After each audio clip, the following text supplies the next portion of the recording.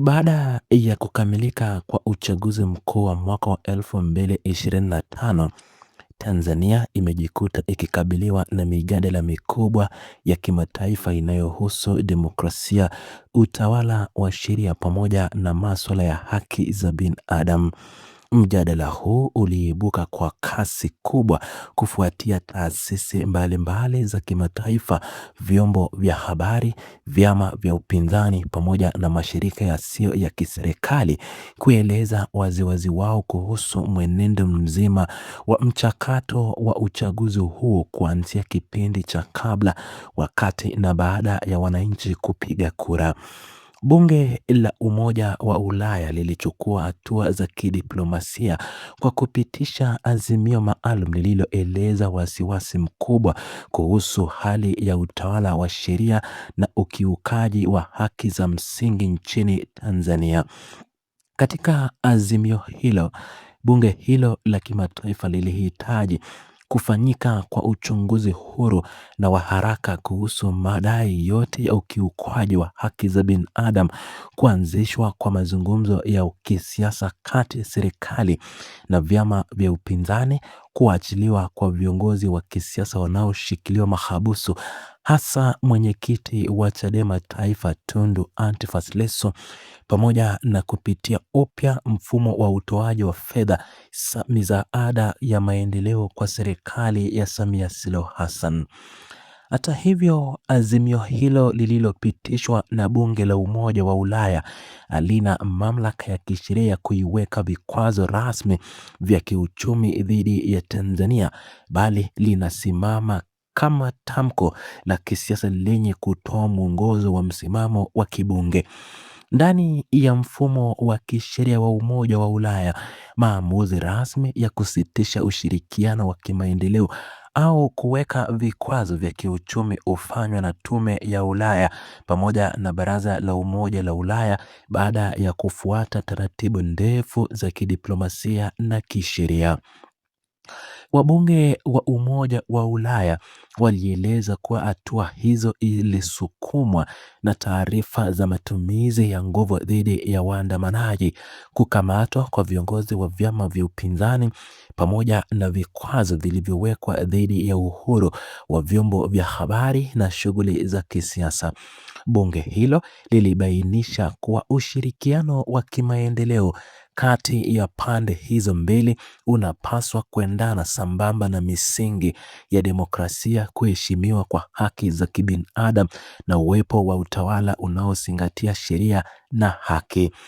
Serikali ya Jamhuri ya Muungano wa Tanzania ilikataa rasmi baadhi ya hoja zilizowasilishwa kwenye azimio hilo, ikisisitiza kuwa madai mengi yaliyowasilishwa kwa kuweka msisitizo wa upande mmoja bila kuzingatia maelezo rasmi ya mamlaka za nchi. Viongozi wa serikali walibainisha kuwa Tanzania ni nchi huru yenye mfumo dhabiti wa kisheria unaojitegemea, ambapo chombo cha mahakama pamoja na taasisi nyingine za usimamizi wa sheria zinaendelea kujitekeleza majukumu yake bila kuingiliwa na mamlaka za nje. Mbali na Umoja wa Ulaya, taasisi nyingine za kimataifa zikiwemo Umoja wa Mataifa, Jumuiya ya Madola, Umoja wa Afrika, Jumuiya ya Afrika Mashariki pamoja na Jumuiya ya Maendeleo ya Kusini mwa Afrika SADC zimeendelea kufuatilia kwa karibu hali ya kisiasa nchini. Msisitizo mkubwa wa jumuiya hizo za kikanda na kimataifa umekuwa ni kuhimiza matumizi ya njia za kidiplomasia na mazungumzo ya amani ili kutatua tofauti za kisiasa baada ya kuchukua hatua zinazoweza kuongeza migogoro. Ili kukabiliana na athari zinazoweza kujitokeza kufuatia shinikizo hilo la kimataifa, serikali ya Tanzania imeeleza kuweka mipango ya kupunguza utegemezi wa misaada kutoka nje kwa kuongeza ukusanyaji wa mapato ya ndani. Mipango hiyo inajumuisha kuhamasisha uwekezaji kutoka sekta binafsi, kupanua wigo wa biashara kupitia masoko ya kikanda na kuvutia wawekezaji wapya kupitia mbinu za kidiplomasia ya uchumi inayolinda maslahi ya taifa.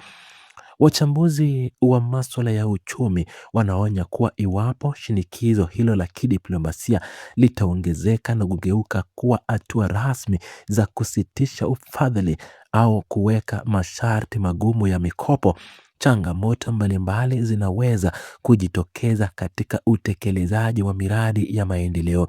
Mabadiliko hayo yanaweza kuongeza gharama za kupata mikopo katika masoko ya kimataifa na kuathiri kwa kiasi fulani imani ya wawekezaji wa kigeni wanaotaka kuwekeza nchini. Katika utangulizi wa azimio lake, bunge la Umoja wa Ulaya lilitaja matukio kadhaa yaliyotokea wakati wa mchakato wa uchaguzi, ikiwa ni pamoja na matokeo rasmi yaliyompa Rais Samia Suluhu Hassan ushindi wa zaidi ya 97% za kura zilizopigwa. Pia bunge hilo lilirejea ripoti za baadhi ya waangalizi wa uchunguzi la uchaguzi kutoka Umoja wa Afrika waliotoa tathmini yenye kukosoa baadhi ya vipengele vya uendeshaji wa uchaguzi huo.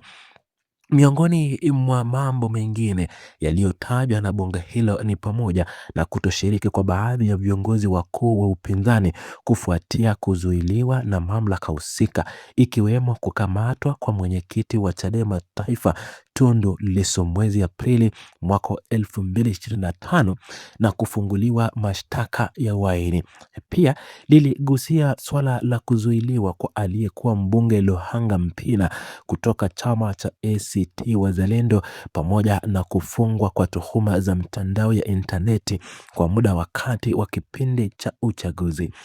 Bunge la Umoja wa Ulaya lilihitaji Tume ya Ulaya kupitia upya mfumo wa utoaji wa misaada ya maendeleo kwa Tanzania, huku likisisitiza kuwa endapo mabadiliko yoyote yatakafanyika, vipaumbele vinapaswa kuelekezwa kwenye kuwezesha mashirika ya kiraia, watetezi wa haki za binadamu na vyombo huru vya habari. Mustakabali wa uhusiano wa kidiplomasia na kiuchumi kati ya Tanzania na washirika wake wa kimataifa unatarajiwa kutegemea maendeleo ya mazungumzo ya kisiasa na hatua zitakazochukuliwa katika kuimarisha utawala wa sheria na haki za binadamu. Pamoja na bunge la Umoja wa Ulaya, bunge la tume na wa mawaziri wa bunge la majumuiya ya madola vilevile wameingiza shinikizo kubwa kupatikana kwa sekta mbalimbali ama kupatikana kwa amani na kuanzishwa rasmi kwa mchakato wa katiba mpya nchini Tanzania, ili vyama vyote vya siasa pamoja na serikali sikuje kwenye meza moja ya mazungumzo ya kutatua na kufunga yale yaliyotokea kwenye uchaguzi uliopita wa mwaka wa 2025.